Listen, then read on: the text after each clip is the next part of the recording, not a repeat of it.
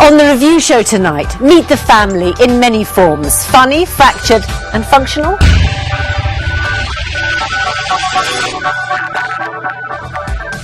The Kids Are All Right reveals a very 21st century family. 2 children, 2 mums and a sperm donor dad. Right on. Cool, I love lesbians.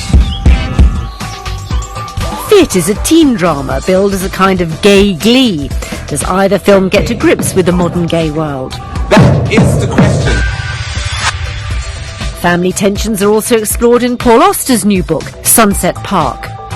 In a sense, the book is about houses, physical structures, and homes, meaning the family. Poverty of the past in a Glaswegian family saga set in the Great Depression. Does it strike a chord with modern times? The odd couple Steve Coogan and Rob Brydon parody themselves on a gastronomic road trip. I think there's something very profound to take from this project, but I don't know what it is. And later, 16 years after winning BBC Young Musician of the Year, Natalie Cline will play us out with Bach on the cello.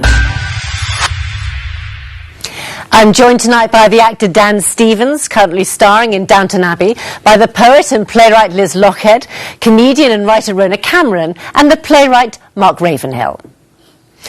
Starring 2 middle-aged women playing lesbian mothers, The Kids Are All Right doesn't sound like the most likely commercial hit. But the risks taken by Julianne Moore, Annette Bening and Mark Ruffalo in this low-budget film about children who find their sperm donor father have paid off at the US box office. The film fuels the debate about how gay people are depicted on the screen. A report this year found that in 126 hours of youth television, there are only 46 minutes of positive portrayal. That's something another new release is trying to address, Fit, which started life as a play for schools. Does either get it right? Director Lisa Cholodenko took just 23 days to shoot this story of what happens when 2 teenagers, conceived by artificial insemination, decide secretly to find out more. But their mothers, played by Julianne Moore and Annette Bening, suspect something is going on. Look, I only met him once. What do you mean, once? Did he find you online? Wait. What? Wait, who did you meet once? Paul. Paul? Who's Paul? I met him with Joni. Why was Joni there? She set it up. Forget the setup. Who's Paul? Our sperm donor. But the arrival of laid-back biodad Paul stirs unexpected emotions within the family unit. I just keep seeing my kids' expressions in your face. Really? Yeah, like that. Like, really? Like, yeah. That's like laser.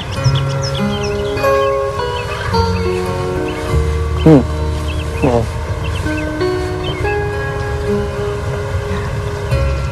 From suburban Californian teenagers to homegrown inner-city ones.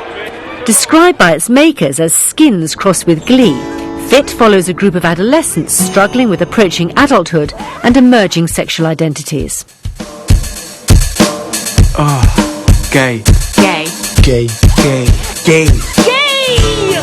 Oh, Mom! Does this look gay? Do I look gay in this? Yes. Good. 6 teenagers on the verge of expulsion from school are signed up to a unique dance and drama class. We ain't gonna dance, are we? It's a Shakespeare. Written and directed by Ricky Beadle Blair, who also plays the role of flamboyant and openly gay drama teacher Loris, Fit sets its story of finding social and sexual acceptance against a backdrop of street dance and a hip-hop soundtrack. Now, here we go. Be or not to be? That is the question. To be or not to be? That is the question. Well, if we begin with The Kids Are All Right, Mark, I mean, this is a new form of family, I guess, in real life as well as on screen. Did it feel self-consciously so?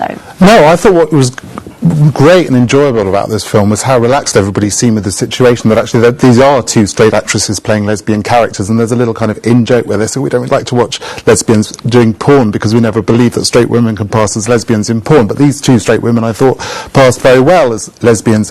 And I thought what was great was that they are in this new world and they're trying to find new languages to describe relationships and situations. So the kids call them the momses and the moms, and they, at one point I think their friend refers to the sperm donor dad as something like your silver fox, sperm daddy, or something like that. And there's a whole new vocabulary to be discovered. But within that world, there's quite strict rules, as strict as there are in any Victorian play, so that when they finally get to interview the sperm daddy, the Annette Bening character is as strict as Lady Bracknell is in the importance of being earnest, and she's pouring the tea and asking questions about his family. So actually, even within this whole new world, there's very strict codes of behaviour, and there's a lot of comedy to be had from that. Rhona, did you find the portrayal of the lesbian mothers as convincing as Mark did? I thought it was very good performances, and I very much enjoyed it. I mean, I have to say, I do think that it is enjoyable for lesbians when there is a film with straight actresses playing lesbians. I do think it's always fascinating. Sometimes it's sexy, sometimes it's funny.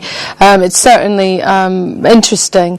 And these are both two fantastic actresses anyway, who've given us, brilliant roles. Who could forget Annette Bening singing Don't Rain on My Parade in what do you call it? With, You forgot. Yes, well there in American Beauty. You know that fantastic fantastic scene in the car. I mean, she's a fantastic actress, and I think I was really amused at them working with that. I could see particularly Julianne Moore doing certain things physically, but trying to make herself a bit more lesbian. Like what? You see, you wouldn't know, but I could see it. I could see it in her posturing. I could see it in the way that she held her body.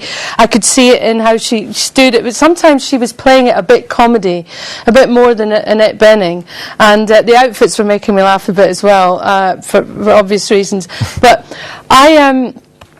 I thought that it had many layers to it, actually.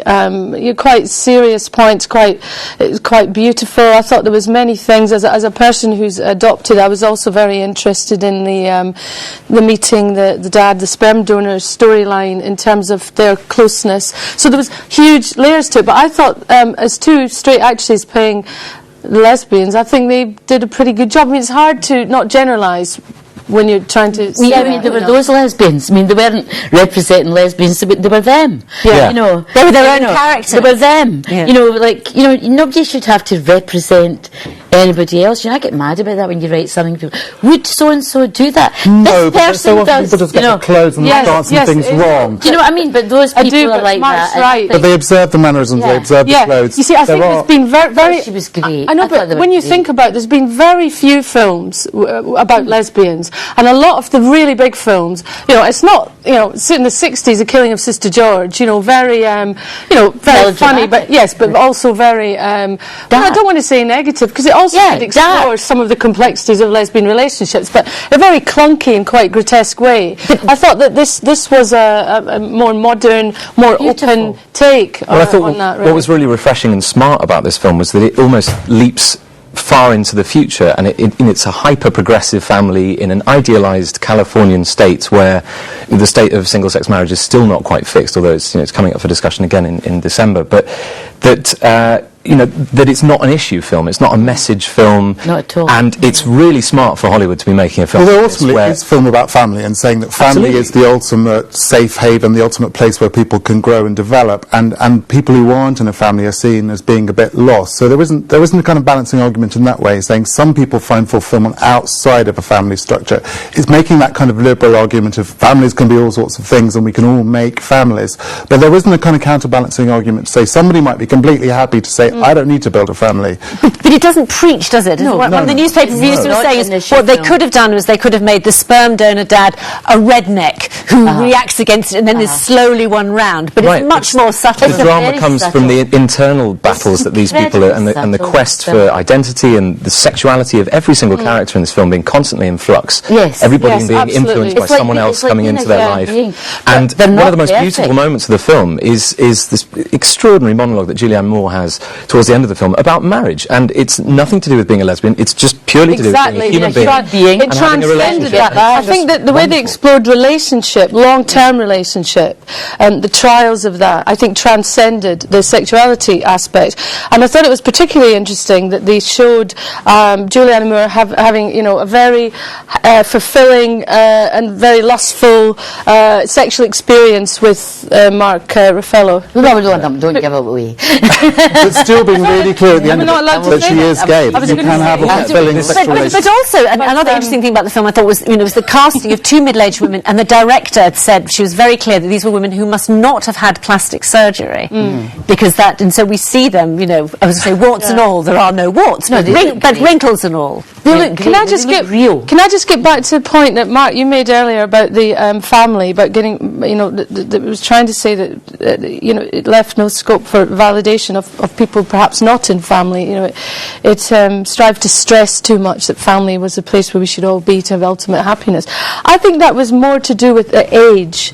I mean, he did give a few lines there, Mark Ravenhill, saying, "I don't want to be one of these guys who's 50, who's still hanging about." I think it was more to do with you get to an age, and I certainly think your 40s are an age where family, the need for family, thinking about family, going back to thinking of your own original family. I think that is a massive theme for all of us. Yeah, no, but I just think it's interesting. We've reached a cultural moment where now we want stories about how people form families, where obviously at other points in the past, from the Doll's House onwards, we've looked for those stories where somebody says, I'm going to step outside the family to find myself. Lots of stories now about however you make a family, that's where you're going to find yourself. Now, the other film that we're looking at the moment is Fit, which was very much setting out with the kind of proselytising purpose, wasn't it, in order to originally start as an education project in schools. What did you think of that? I thought something like Fit is really needed. I mean, the level of bullying of gay teenagers is extraordinarily high. The number of suicides of gay teenagers is much higher than heterosexual teenage.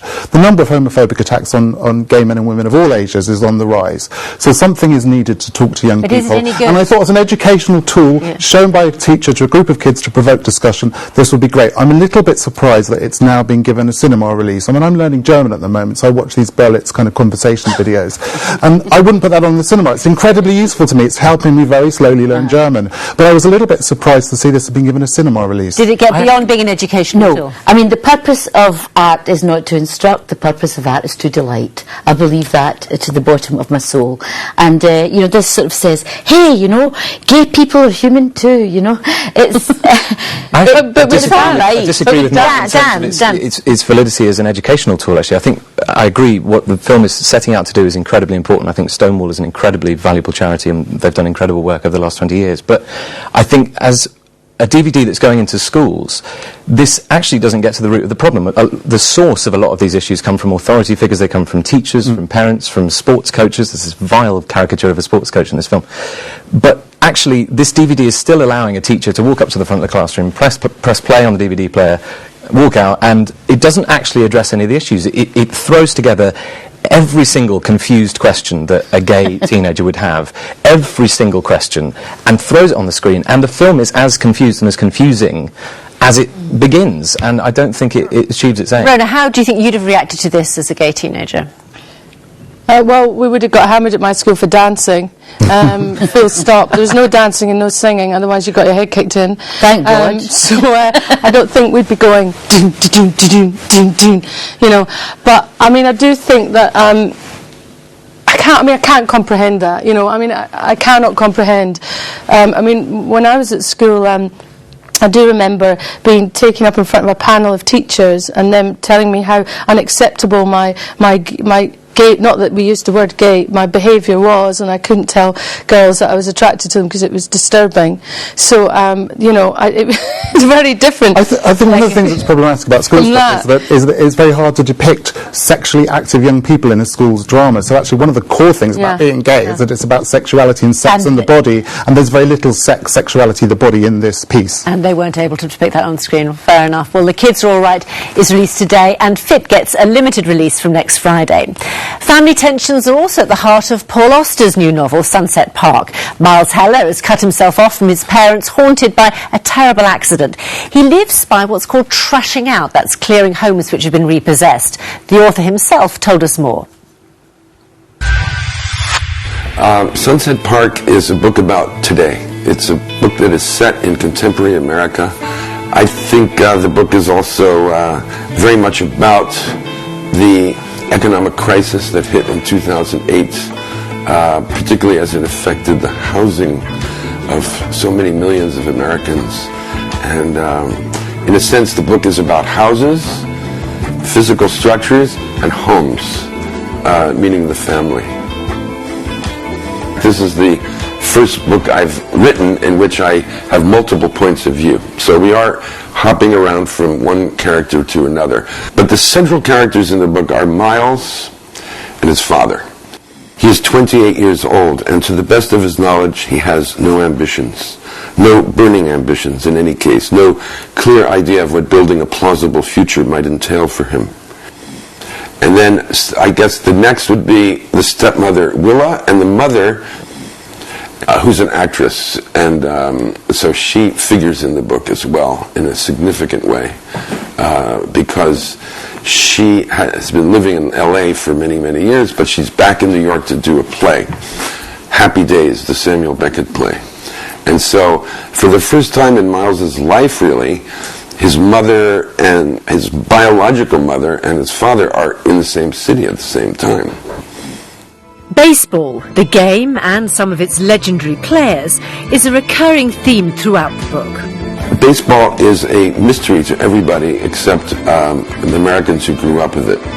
Baseball is a universe as large as life itself, and therefore all things in life, whether good or bad, whether tragic or comic, fall within its domain.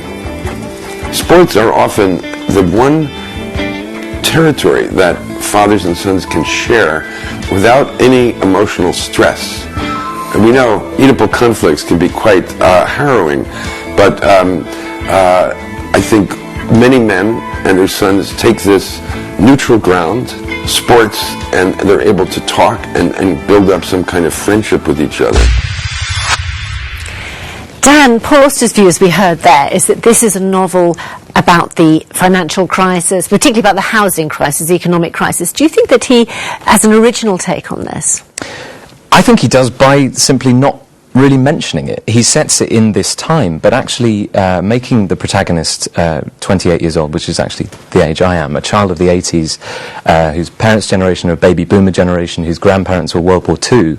It's really an examination of the three generations who are custodians of the late 20th century and the period that has led up to this collapse. And by going and living in this broken house, surrounded by broken things, overlooking a vast graveyard, with these idealistic 28-year-old or 20-something, 30-something people, he really starts to challenge the indomitable spirit of America, which is actually this constructed myth, and it all crumbles away. The Twin Towers have fallen, the economic security has fallen, and actually what they begin to explore is this non-duality, this universality and this connectivity that we all can experience through skin to skin, through books. I mean, this is appealing to literature as much as anything else. And there's, in a way, there are many different characters in this, but they're all dispossessed in one way or another. They are. The beginning, the pictures of these abandoned houses, it's incredibly moving. Poetic in a real sense, in that you really can see it, and it's a fabulous book. I think I loved it. I thought it was a really good companion book this autumn to Jonathan Franzen's Freedom, and I think it's just as good. It's not getting hyped as much, but I loved it. I loved it. Rhona, did you find the beginning as absorbing? No, I found it very hard to get into at the beginning. There's something fragmented about it, and I just felt like it took well, and I actually had to go back and read it again from halfway through point, because I just found myself just straying off, not really feeling there was no fluidity. But that's a great representation of this yes, generation. Exactly, it's fragmented a fantastic portrayal of this sort of Generation Y. Or yes, this and Reagan I get that, and I do. There was moments of great, beautiful melancholy. I mean, it's very melancholic, which I'm very happy at home in melancholy, and my comfort zone. But when he, as you were saying, the central protagonist, it was his fight against the modern world, returning to books, human contact, not technology, trying to inject soul, a criticism about our soulless society, our broken, lost, decaying society, and the emphasis on living in the present. I found all that very beautiful, but there was sometimes when I found myself just drifting. But that fragmentation, in a way, was a deliberate part of the form. The narration shifts from every single. Yeah, I mean, I'd never read a Paul Auster novel before, so it was completely fresh voice to me, and it is quite an elusive voice. You kind of keep on not quite catching the tone and kind of chasing after it, and he keeps on changing the narrative viewpoint, and yet gradually you realise you are getting this kind of great American novel. You're getting this sense of this kind of big empire that's in decline and that everything is collapsing and being lost, but through the most tiny, concrete, and often quite elliptical detail. I mean, I think the character of New York is worth talking about as well. I mean, Paul Auster is one of the great chroniclers of the metropolis, and I mean, he's one of the most extraordinary writers about New York. But what's unusual about this novel is that New York, certainly for the majority of the book, is actually a really optimistic place. And, if you're looking for this universality and this connectivity, where better than one of the most highly populated, most intellectually vibrant cities on Earth? And it's really, for Auster, that's quite unusual. I mean, the New York trilogy, it's a very dark place where very weird stuff happens. And based on past experience, if I were a character in a Paul Auster novel, I would steer very well clear of New York because only bad things happen there. But for a long while in this book, it really seems like the place to be, and the character starts in Florida and is drawn back there by love, and it's incredibly optimistic for most of the book, which was quite unusual for him, I think. And I think the importance of literature, as you said, for those characters, it's landmarks in their life. Literature is woven through the fabric of their lives, and then that sense of despair that finally publishing and books are going to come to an end, and this one thing often that gives people a chart through their lives, reading novels and poetry and writing about them, is going to go, is profoundly moving. Yes, absolutely. Yes, and the Great Gatsby brings two characters together. That's right, they fall in love over the Great Gatsby. And you were saying that you relate so much to it because you're 28, the way that Miles is. I'm the same age as the father, but I related much more to Miles and these people still trying to get by, I thought it was a bit of a pity that all the older people are so successful, But I was also very interested in some of the observations about the different generations, which was one of the characters says that the men brought up in the war years, and she's talking about a film that she's slightly obsessed with, they had so much to say but didn't say anything, but the younger generation of men keep talking. I'm not casting aspersions. No, but it's absolutely right. I mean, it's fantastic. But actually, Miles, unusually for someone of 28, is like a character from one of these old mythological American films post-war, the hero back from the war, the cowboy. It's almost like a sort of Shane figure who doesn't really talk, but he's carrying the weight of the world on his shoulders and is surrounded by all these idiotic late 20s. And actually, we hardly ever hear the characters talk. There's almost no reported speech apart from the one scene between the mother and son, and because the mother's an actress and she's appearing in Happy Days, that's almost reported as a scene from a play with stage directions and asides and all this kind of stuff. That was such an inventive piece of writing. It's the one moment where we actually get kind of reported speech, and even that is more like dialogue from a play than novel dialogue. Well, Sunset Park is out next week, and there'll be a longer version of that interview with Paul Auster up on our website soon. Now, while Paul Auster's novel is set against the backdrop of modern recession, a play opening at the National Theatre in London reminds us of a past era of high unemployment and housing crisis. Ina Lamont-Stewart's play Men Should Weep is set in a Gorbals tenement during the Great Depression, where Maggie and John Morrison are struggling to raise their 7 children. Here, Maggie receives a visit from 2 of her close neighbours. Jenny not in tonight? No. I see she's got a new fella. Wee dark chap. I seen them the other night. Did you? Fancy that? Hope you took a good look. I see she's become one of the platinum blondes. Aye. John doesn't like it. Somebody must have told her gentleman prefers them. Here, wait till Edie and my Mary get started. It won't be long the way they're going on these days. That reminds me. My Edie says the teacher says your Mary's got beasts in her head. Oh, the cheek. Beasts! What a thing to say. Can you deny it? Wait till I get my hands on that bitch of a teacher. Can you deny it? I never heard the like. You look me in the eye, Mrs. Harris, and tell me your Mary's got no beasts. No fair, so it's no. See, she can't deny it. What's the odd louse? I'll tell you what the odd louse is. It's the mother of a whole battalion that's no content to bide in the home ground. So just you get something for the chemist, or I will get the sanitary to you. Oh, the sanitary, is it? You're forgetting the sanitary, and then there's a thing or two about the dunny stairs not being washed when it's a certain party's turn. Am I not right, Mrs. Wilson? Never heed a dunny stair. Come on. Are you insinuating that I don't take my turn of the clothes? No, I'm not insinuating. I'm telling you. Come on. I'm coming. Fine, you can. There's nobody does the dunny till it comes up that hump. Sharon Small as Maggie, joined there by Karen Dunbar and Lindy Whiteford. Liz, you saw the very famous revival of this play in the early 80s. It's written in 1947, about the 30s. Does it still have powerful resonances today, do you think? It's a very, very powerful play for anybody who wants to think about the way that poverty divides men and women from each other and makes them each other's enemies. The first half of the play, you watch it and you think this is a great social document and people are interested in it for those reasons. And then the second half, you just think it's a fantastic play. It's a fantastic piece of drama. She's not afraid to flirt with what looks like melodrama. And the play is a fabulous play, and it's a tragedy. It's their only one. I thought it was so interesting the way it showed the shame that poverty can bring.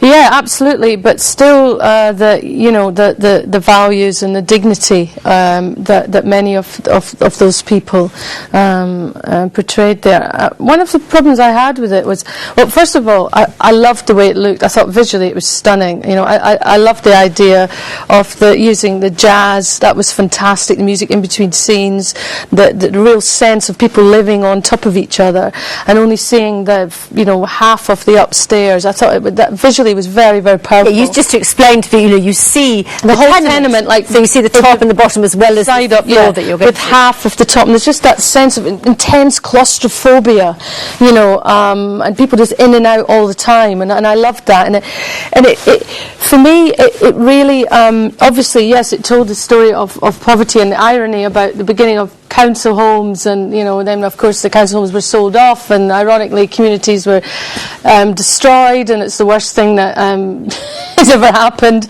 But the thing about the play, the performances, was I did struggle a bit with some of the casting. I thought Karen Dunbar was fantastic, but I do think that must be a lot of really good maybe Scottish working class actors who are in drama groups and places that could be in it. I just think when they get really kind of posh drama school sort of children who are about 7'5" to play with fantastic bone structure, to play young people. I just think with really bad accents. I disagree. I just thought there was a couple of really clunky.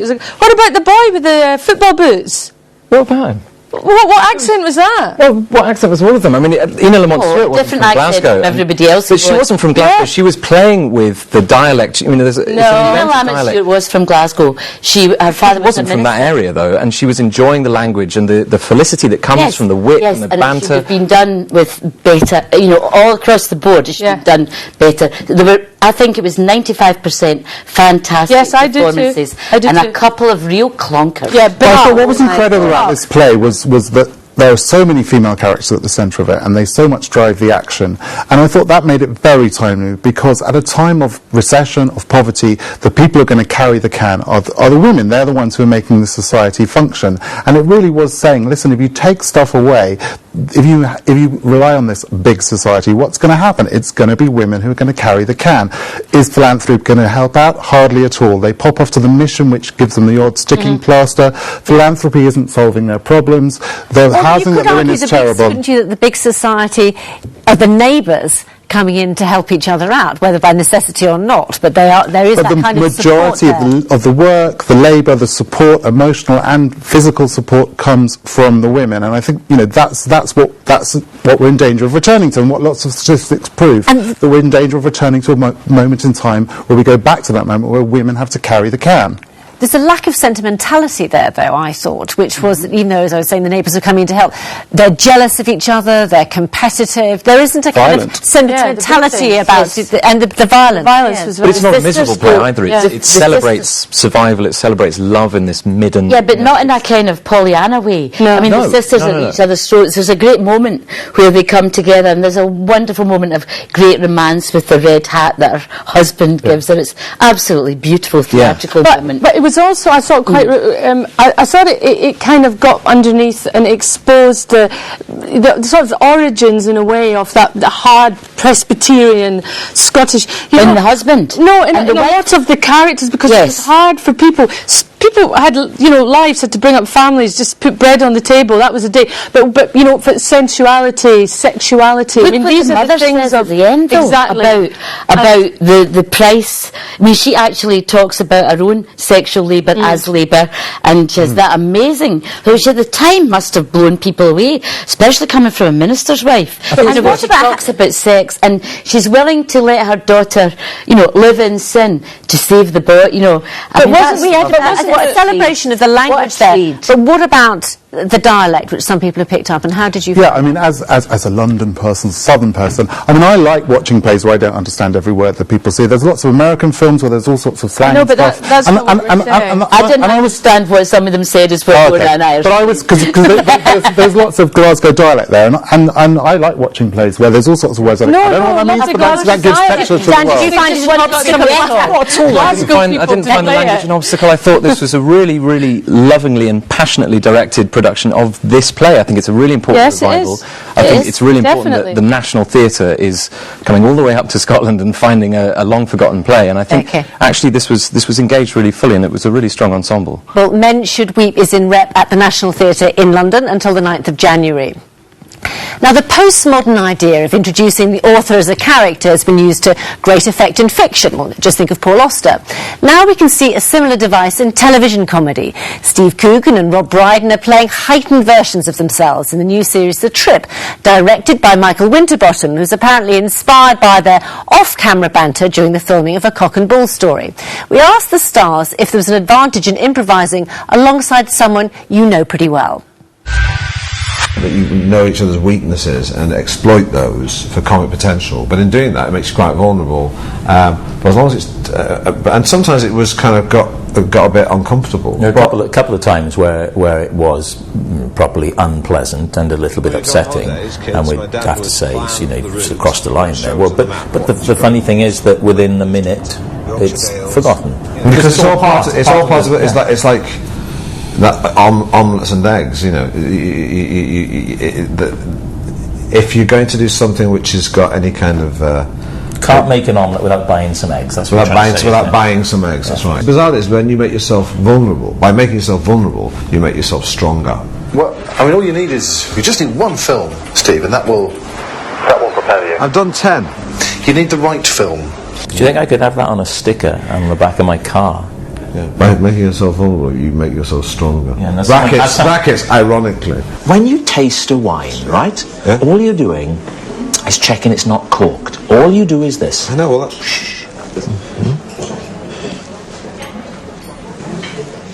Oh, that was camp. I wasn't camp. You did, you just went like this, you went... We wanted to have a sort of a rawness to it, which you get working with Michael, just by the way he works, because he never really says action, he never really says cut, and there is stuff. I'm pretty sure there's stuff in it that I didn't realise we were still rolling. There's actually stuff that's funnier, but Michael sometimes actually sometimes moves away from that because he'd rather have something that was prosaic. It's interesting, and our sort of instinct is first and foremost comedic, I think. So there were several instances where I was sort of battling to have things left in that he didn't want in. What's the problem anyway? What do you think's going to happen? Eh? You might touch my bottom. Rhona, we've got these adopted personas here from a world which you know very well. I mean, did it ring true to you? Well, yeah, it's. I really enjoyed it. I thought it was funny. It's a very middle-aged piece of work. I felt. In what way? Well, just the comedy in it, especially Steve's part. Reflective of where he's at. I know it's a comedy, but. There's a bit of nostalgia in it. I loved it. Obviously the impressions are very entertaining. I can't understand how people outside of the business might appreciate it quite as much, because I mean that is very much how a lot of comedians are, and if we're together, I mean it's probably more of a male thing, although I would fit into that category, being more of a masculine performer. But that just stories and just voices and the sounds, the way they're playing about their voice is very funny. That came across very strongly, the competition between the two men, when they have a kind of Michael Kane impression off. Yeah, the impression. I mean, it was like a weird sort of impression show at some point, a very some new and refreshing take on it. But I loved this. I thought it was really, really sweet and funny and gentle, but also quite bitter. And it was almost like a sort of Withnail and I, Don Quixote sort of journey. And it felt a bit like going on a weird holiday with Coogan and Brydon. And there were points, weren't there? Well, to me at any rate, it did feel quite uncomfortable. And interesting that Rob Brydon said there were moments where it did really get unpleasant.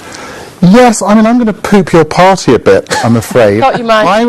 I was bored, and I thought this is an old... and Liz was too. I think it's an old gag. I mean, Curb Your Enthusiasm did this really brilliant. You take yourself and you kind of exaggerate your persona, particularly this persona of the self-concerned, conceited comedian, which lots of comedians are. But, and then, so we've had that joke, and then everybody's done the same joke on Extras. They've gone on and been themselves, but the vain, selfish part of themselves.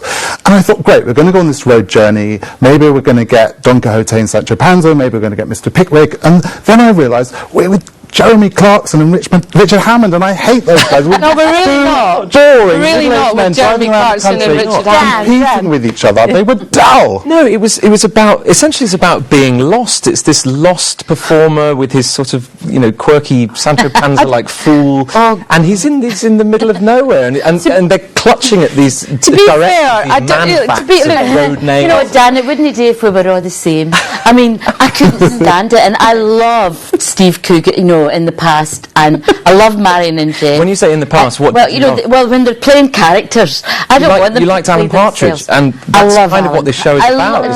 It's about Alan Partridge. I like because everybody loving Alan Partridge. It's just not. I love Alan Partridge. I love Marion and Jeff. I thought this was self-referential, self-indulgent, and boring, except for I like the sparring. What do you call it? But I think it's really funny. I think it's really funny. On this boring I wouldn't watch it if I hadn't had to for this program. Well, on the boring flat point, I did think it was very interesting that they were both saying that Michael Winterbottom seemed to be deliberately taking some of the humour out of it, which perhaps led to... I don't know. Look, to me, it was just a perfectly normal situation of two comedians, middle-aged comedians, hanging about, having conversation. And who cares? Well, I know, but who cares about... You could say who cares about almost anything on television. I thought as a piece it was... it's better than watching a bad but then I did say... Hang on. I did say that, if you're outside the business, that particular business, I don't think you find it as entertaining. For me, because I know that business, I know that character, it's part of my character, it's part of the people I've worked with, the industry I've worked in. I did find it funny. But it is a different kind of programme, isn't it, from a sitcom? Because as well as the comedic element, you have the travelogue, some beautifully shot scenery, and some gastro. Didn't care about that bit. We didn't see very many places on the travels. I thought we were going to go to some market towns and some cities and go to some different places. That would have been really boring. A bit of countryside and then a lot of cities. Market town. Not this show. I thought they were going to journey around Britain, but they sat around tables. I disagree, but there are moments of sheer beauty where they display the landscape. That was boring. I think we're going to have to listen. The trip begins on BBC Two on Monday night. Now, each week, you probably know, we ask a well-known name for recommendations from their cultural life. Well, this week, we picked the author James Elroy, whose new novel is called The Hilliker Curse, My Pursuit of Women. But don't get out your pen and paper just yet. I don't go to movies. I don't watch television. I don't have a computer. In fact, I'm computer illiterate. I don't have a cell phone. I don't give a shit about culture in any way. I'm an isolator. I believe in extreme solitude. I lie in the dark and brood. I hate imagery. I dislike it. I drive only through homogeneous, affluent neighborhoods, all the better to avoid billboards pertaining to puerile comedies about young boys who can't get laid smoking marijuana. And, worst of all, movies pertaining to blood-sucking vampires. I saw LA Confidential 32 times.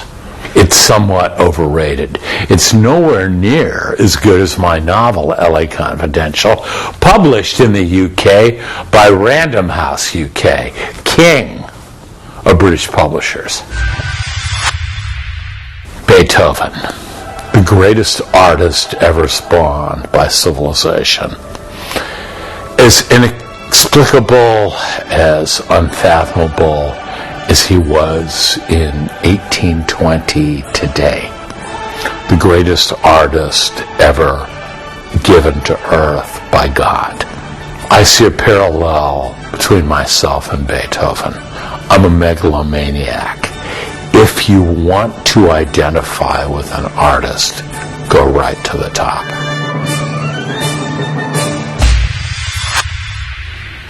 The remarkable and modest James Elroy. Next week, Kirsty will be watching a revealing documentary about Joan Rivers and reading a new collection of case studies from Oliver Sacks. My thanks to Mark, Liz, Dan and Rhona. And to end, not Beethoven, sorry James, but Bach from the cellist Natalie Klein. Her latest album is an all Kodai collection, but for us she's picked the prelude from the third of Bach's suites for solo cello. Good night. Thank